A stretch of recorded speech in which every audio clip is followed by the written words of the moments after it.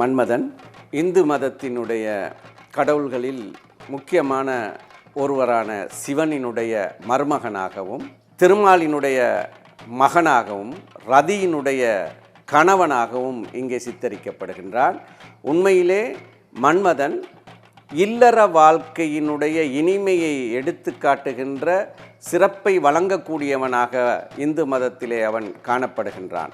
அதனால் மன்மத வழிபாட்டை அதிகமாக விரும்பி நடத்துகின்றவர்கள் பெண்களாக இருந்தார்கள். தங்களுக்கு சிறந்த கணவன் அமைய வேண்டும், அமைந்த கணவனோடு தான் இல்லற வாழ்க்கையில் நீண்ட காலம் மகிழ்ச்சியாக இருக்க வேண்டும், அதிகமான குழந்தை செல்வங்களை பெற்று சீரும் சிறப்புமாக வாழ வேண்டும் என்ற 3 நம்பிக்கையின் அடிப்படையிலே மன்மத வழிபாடு தமிழர்கள் மத்தியிலும் இந்திய பண்பாட்டிலும் முக்கியமான ஒரு நிகழ்வாக கருதப்படுகின்றது.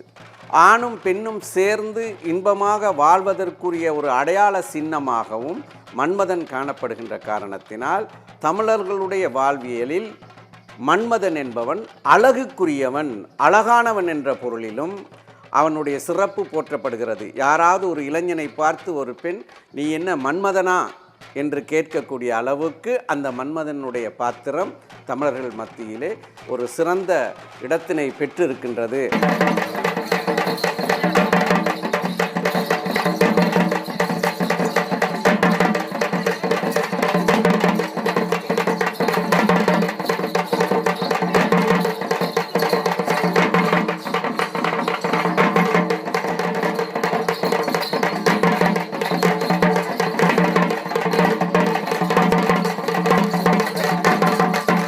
கல்யாணம் முடித்தவங்க வந்து இந்த மன்மதன் ரதி வேஷம் கட்டுறது இல்லைங்க.